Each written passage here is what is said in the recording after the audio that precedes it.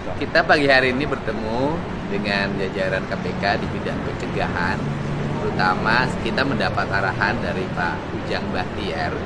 Arahannya adalah seiring dengan kebijakan yang diambil oleh pemerintah Provinsi Jawa Barat untuk melakukan upaya mengefisiensikan, mengerealokasikan seluruh belanja pemerintah dari dari belanja yang tidak penting ke belanja yang dianggap menjadi kepentingan publik, terutama di bidang pendidikan, kesehatan, infrastruktur jalan, irigasi, penanganan kemiskinan, jaringan listrik.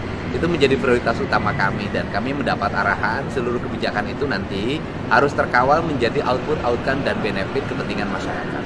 Sehingga hari ini kita mendapat berbagai upaya strategik untuk mensinergikan berbagai kebijakan itu pada ala peningkatan sumber daya manusia, kenyamanan layanan pemerintah, dan peningkatan kualitas kesehatan warga, sehingga Jawa Barat bisa mengalami peningkatan indeks ekonomi masyarakatnya, indeks kesejahteraan masyarakatnya, dan indeks pendidikan masyarakat. Terima kasih Pak Direktur. Ya, terima kasih. Hari ini kami kedatangan Pak Gubernur Jawa Barat, Pak Deddy Mulyadi. Beliau menyampaikan banyak hal terkait langkah-langkah strategis beliau di dalam mengoptimalkan sumber daya yang dimiliki dari pemerintah Jawa Barat, di mana diantaranya beliau mulai melakukan langkah strategis dengan memperbaiki perencanaan dan penggunaan anggaran yang ada di Provinsi Jawa Barat, di mana prinsipnya beliau bahwa sumber daya yang dimiliki oleh pemerintah Jawa Barat ini harus kembali dan bermanfaat untuk masyarakat, baik itu jangka panjang maupun jangka menengah maupun jangka pendek. Dan ini beliau meminta kepada kami dari KPK untuk memastikan bahwa langkah strategis beliau ini yang pertama memang tidak menjadi aturan, kemudian pelaksanaannya di mana bahwa itu harus ada yang mengawasi. Nah, kegiatan ini merupakan suatu langkah strategi yang kami apresiasi, dan kami berharap bahwa apa yang menjadi ide, gagasan, improvisasi dari Pak Gubernur Jawa Barat ini betul-betul membuat langkah perubahan dan kemanfaatan yang real kepada masyarakat Jawa Barat dan sekitarnya. Demikian, terima kasih. Silakan teman-teman. Izin Pak Demur mau bertanya, apakah program yang dikoordinasikan ini termasuk program siswa ke Barat itu, Pak? Oh iya, yang pertama program itu kan gini, kita akan menceritakan realokasi anggaran. Ada 5 triliun lebih, ada realokasi anggaran. Realokasi anggaran itu merubah belanja rutin pemerintah yang dianggap selama ini memboroskan anggaran pemerintah.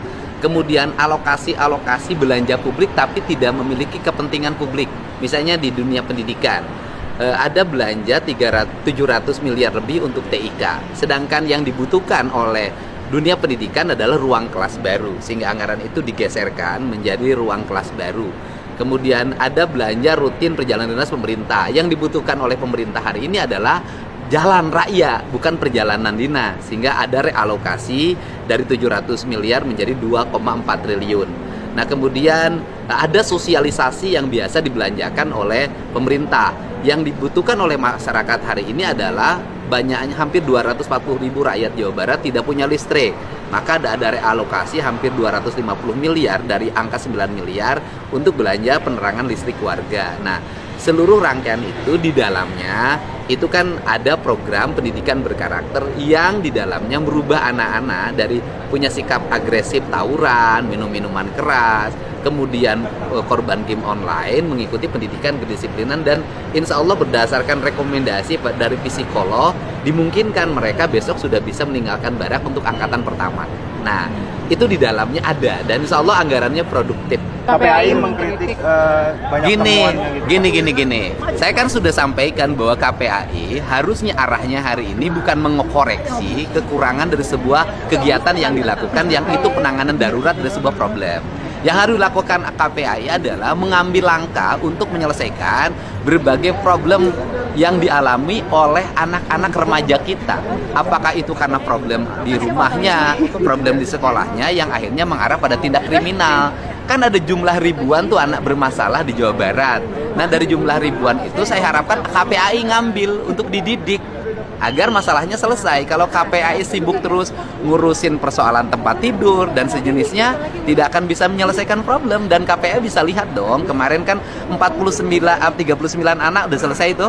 Kan bisa dilihat bagaimana keadaan anak itu, disiplinnya, kemudian rasa empatinya, bahkan dia menangis di depan ibunya, mencium kakinya. Kan belum tentu itu didapatkan pendidikan itu di sekolah.